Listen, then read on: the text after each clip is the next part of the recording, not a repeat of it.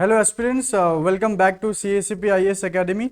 আজি আকৌ তোমালোকৰ আগত মই আৰু এটা ওয়ান টপিকৰ ওপৰত ভিডিও লৈ আহিছো যেনেকৈ তোমালোকে এটা সিৰিজ চাই আহিছা যে মাজে মাজে এটা টপিকৰ ওপৰত কাৰেন্ট এফেয়াৰ্সৰ টপিকৰ ওপৰত যি ৰিসেন্ট নিউজত আহিছে কিবা এটা ইম্পৰ্টেন্ট টপিক মই চেষ্টা কৰি আছো তোমালোকৰ আগত তুলি ধৰিবৰ কাৰণে সো ৰিসেন্টলি বহুত নিউজত আহি আছে এবাউট ক্লাসিক্যাল ল্যাঙ্গুৱেজ কিংবা ধ্ৰুপদী ভাষা কি ইয়াতে তুমি স্ক্ৰিনত চাব পাৰিছা যে অসমীয়া ধ্ৰুপদী ভাষা Assamese and 4 others the new classical languages of India তাৰমানে আমি জানো কি Assamese আৰু চাৰিটা ইন্ডিয়ান ল্যাঙ্গুৱেজ মানে টোটাল 5 ল্যাঙ্গুৱেজেস ৰিসেন্টলি ক্লাসিক্যাল ল্যাঙ্গুৱেজৰ বেচ টু পাইছে টাইটেল টু পাইছে সো আমি এটো ভিডিওত আজি কি চাম we will look into কি ক্লাসিক্যাল ল্যাঙ্গুৱেজ কি হয় আৰু আমি চাম what are its benefits কি ক্লাসিক্যাল ল্যাঙ্গুৱেজ টাইটেল টু পোৱাৰ পিছত এটো ল্যাঙ্গুৱেজৰ কি benefit okay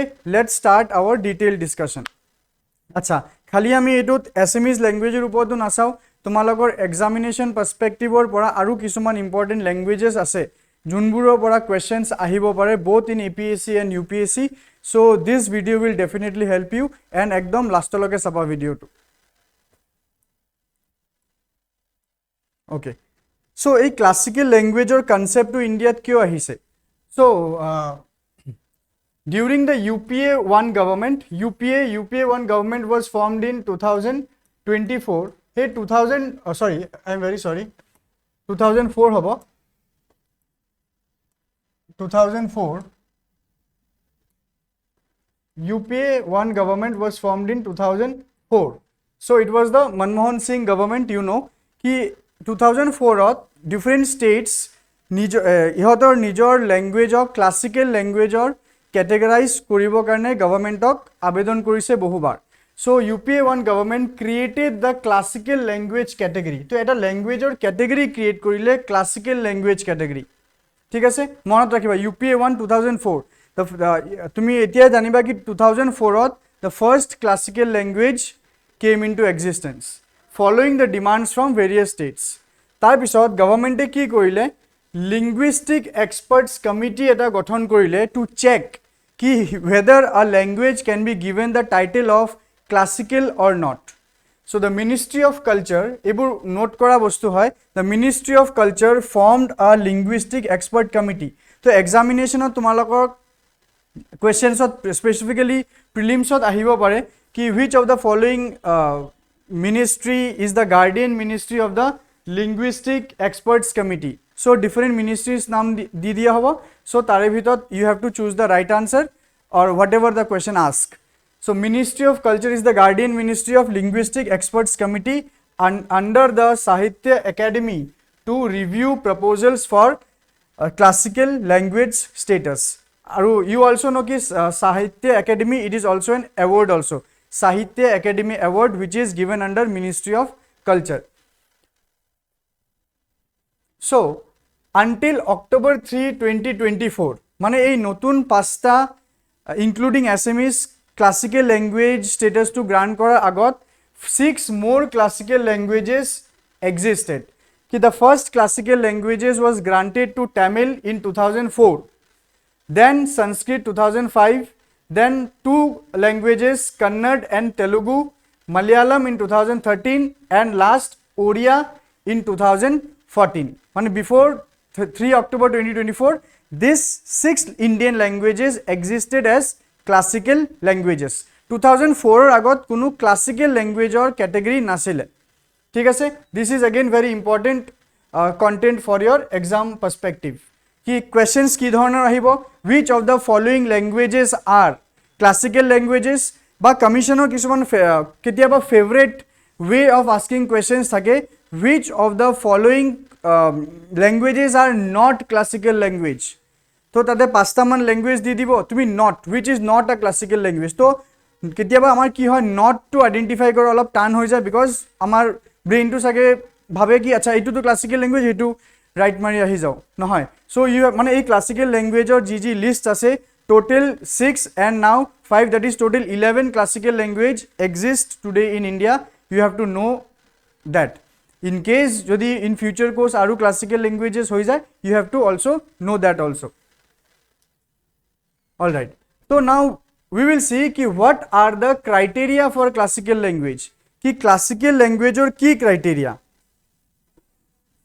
So the first criteria, according to the Ministry of Culture, the guidelines for declaring a language as classical language classical are, mane there are few points, 1 2 3 4 5, 5 points. These are the criteria for classical language. So we saw one by one. The first is high antiquity of early text.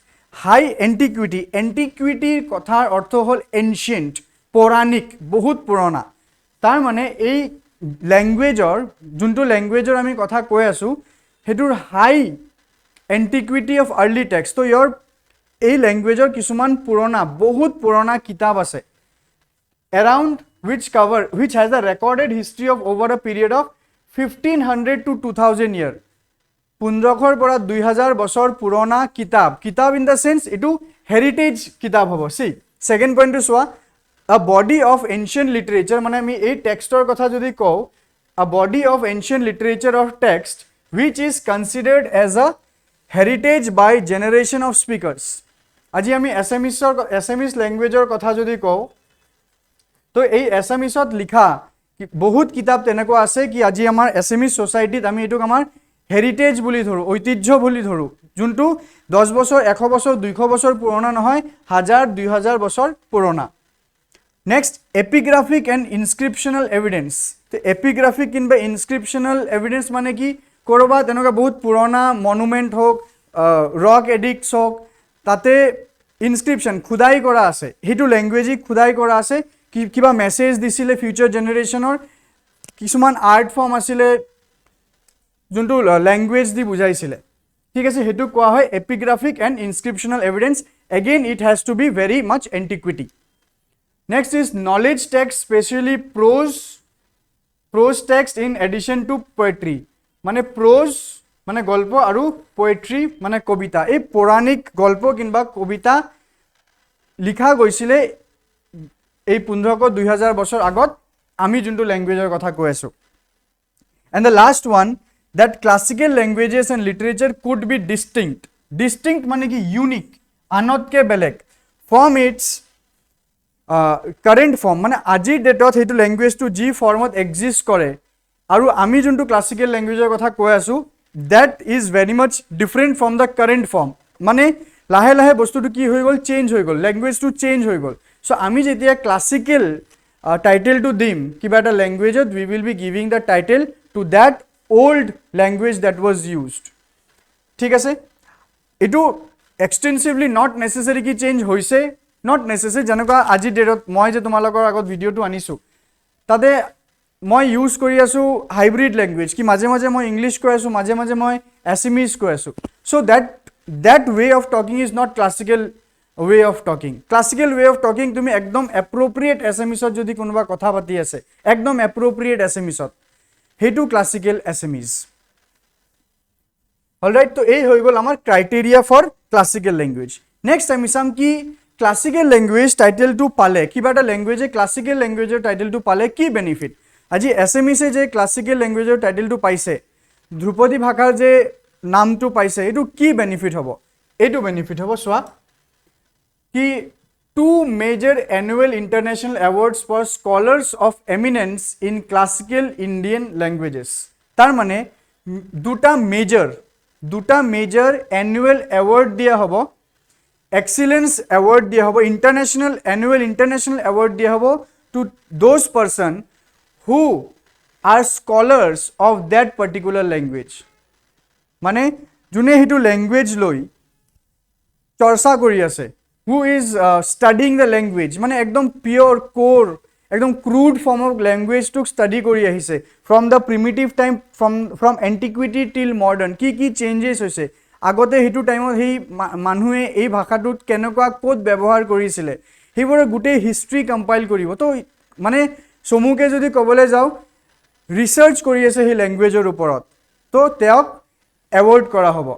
Next, এই ল্যাঙ্গুৱেজৰ যোনটো classical language হ'ব, সেই ল্যাঙ্গুৱেজৰ গ্ৰোথৰ কাৰণে বা লেংগুৱেজটো প্ৰিজাৰ্ভৰ কাৰণে centre of excellence for studies in classical languages setup হ'ব চ' কি লাভ সেইটোৱে হ'ব like the language will be preserve নহয়তো কি হ'ব যিমান দিন গৈ থাকিব আমি লেংগুৱেজক অলপ বেলেগ টাইপে ব্যৱহাৰ কৰা আৰম্ভ কৰিছোঁ চ' এই যে পৌৰাণিক লেংগুৱেজটো এই যে ধ্ৰুপদী ভাষাটো তেতিয়া কি হৈ যাব আগামী দিনত লুপ্ত হৈ যাব কোনেও এইটো ভাষাৰ বিষয়ত নাজানিব জাষ্ট কিতাপত থাকিব and we will not practice তো যেতিয়া centre of excellence for studies হ'ব তো people will practice those language আৰু মানে thousands of years in future the language will stay with us যেনেকুৱা মই যদি এক্সাম্পল দিওঁ Sanskrit was also' notified as classical language তো যেনেকুৱা ৰাষ্ট্ৰীয় সংস্কৃত সংস্থান সংস্কৃতৰ কাৰণে তেনেকৈ ঢেৰ আছে এটা ভিডিঅ'ত ক'ব গ'লে বহুত দীঘলীয়া ভিডিঅ' হৈ যাব জাষ্ট এটা ইনষ্টিটিউট কওঁ কি সংস্কৃতৰ কাৰণে আছে ৰাষ্ট্ৰীয় সংস্কৃত সংস্থান নিউ দিল্লী এইটো কি এইটো এটা চেণ্টাৰ অফ এক্সিলেঞ্চ তো ৱেৰ সংস্কৃত is taught to the students সংস্কৃতৰ ওপৰত ৰিচাৰ্চ হয় ডিছকাশ্যনছ হয় এভৰিথিং তো so' the language will be revived then আমি যদি তামিলৰ কথা কওঁ then Central institute of Classical Tamil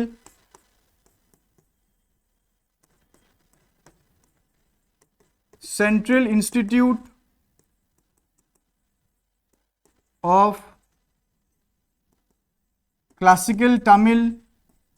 So, এই তেনেকুৱা বহুত ইনষ্টিটিউট আছে যেন আৰু আছে লাইক ইয়ৰ তেলেগুৰ কাৰণে centre of excellence for studies at the central institute of Indian languages okay which was established in 2011 they are established in 2019 very recent কাৰণ 2004ত first time classical languages category exist কৰে চ' ইমান পুৰণা institutes নহয় চ' এইবোৰ ইনষ্টিটিউটেদি কি হ'ব languages will be preserved and practised also' next very important the Ministry of Education takes steps to promote classical language so Ministry of Education steps ল'ব like NEP ত আমাৰ নিজৰ ৰিজনেল লেংগুৱেজৰ কথা কোৱা হয় তাতে এডুকেশ্যন পলিচিত মেবি চেঞ্জেছ আহিব steps আহিব কি ক্লাছিকেল লেংগুৱেজেছো যাতে এটা subject থাকে whoever wants to take it they can take from the school level next UGC is requested to start with at least the central universities a certain number of professional chairs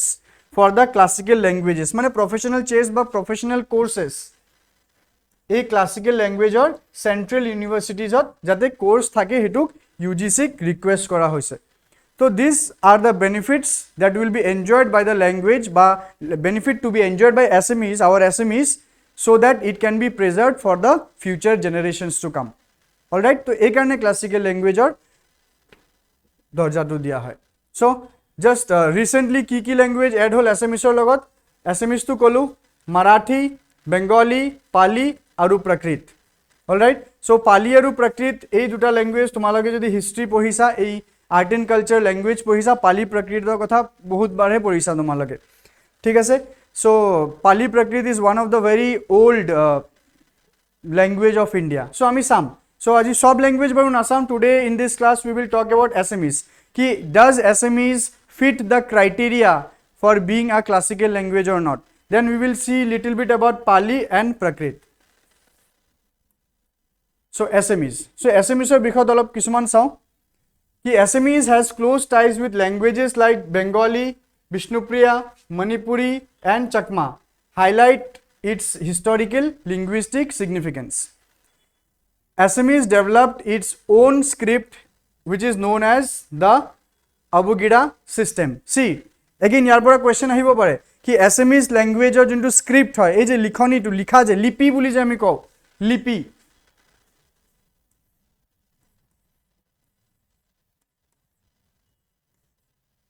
a lipi script itu scriptor ki naam the name of the script is Abugida system it was the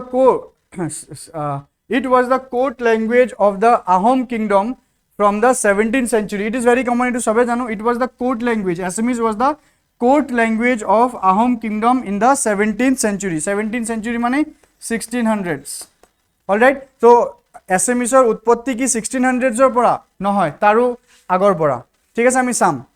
It has long been a vehicle for artistic, literary and intellectual expression in the region. Next, history of Assamese can be divided into various stages.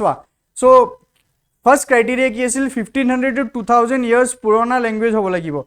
Now see, if we are talking about 9th century here, ki Assamese, the earliest forms of the language are traced to the 9th century Buddhist verses called Charyapada. Assamese jodi kobole jao Charyapad.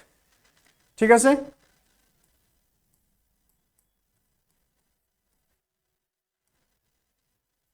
So Buddhist verse is called Charyapad. Assamese language to Okhomia bhakhatur presence trace kora goisile 18th century. To 18th century mane kiman years kuntu year hobo 800s. 800s means we are talking way more like more than 1500 years. The 13th century works of Hema Saraswati, including his poem Prahalad Charita, mane 13th century mane we are talking about 1200s. The 14th century Madhav Kandali translated the Ramayana into Assamese. 14th century mane we are talking about the 1300s. So saisa 1800s or pora start hoise Assamese or tracing to. The 15th century with the rise of Shankardev and the Eksharan Dharma movement. 1500s mane 15th century mane 1600s. Sorry,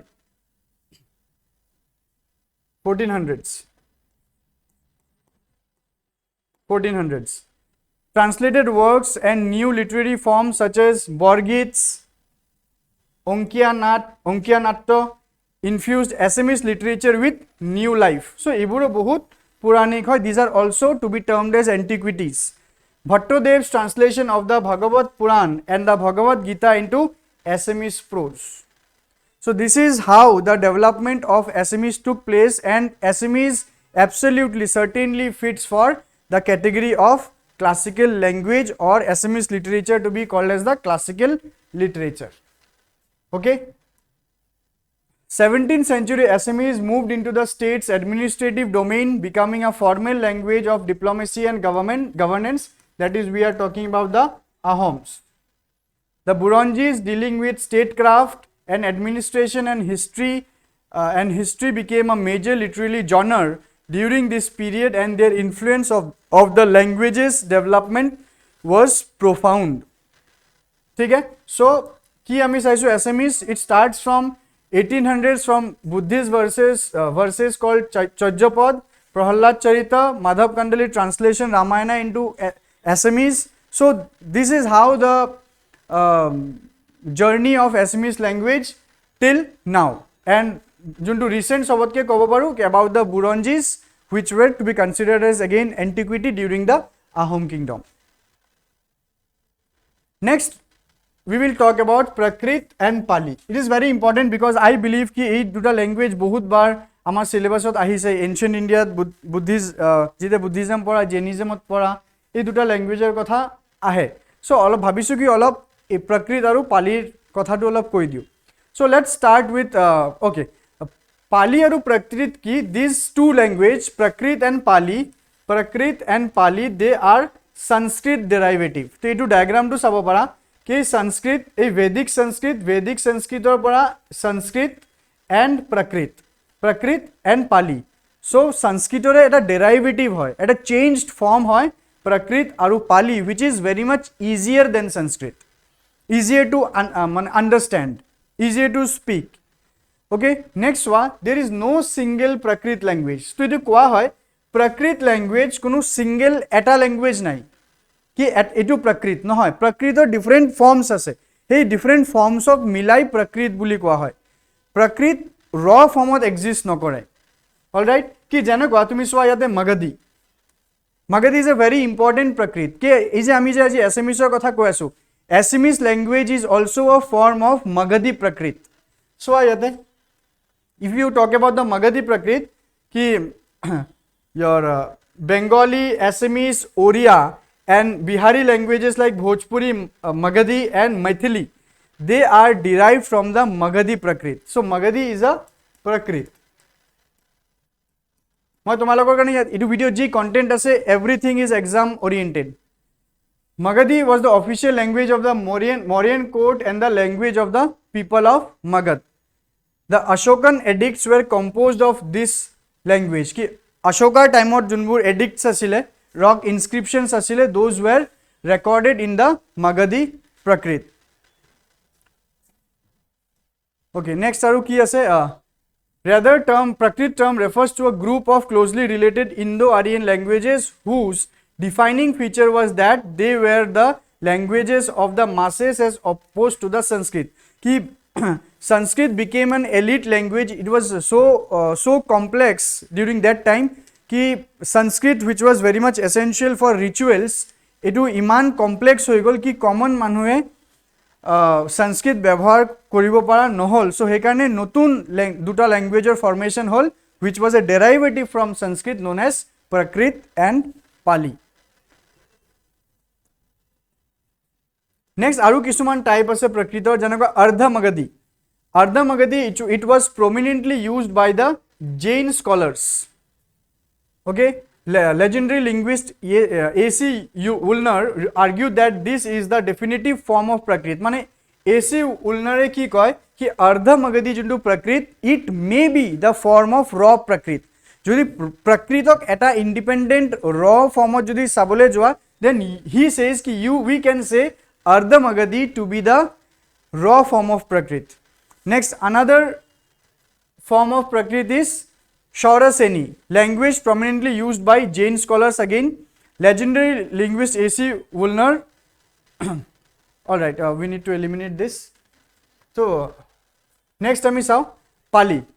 So, Shauraseni is again another term, another type of Prakrit. Okay, now let's talk about the Pali. Pali tumaloge jana, tumaloge jodi pori ahisa, tumaloge Palik associate koribo pariba with the Buddhist canon. Buddhist canon mane ki it is the collection of Buddhist text.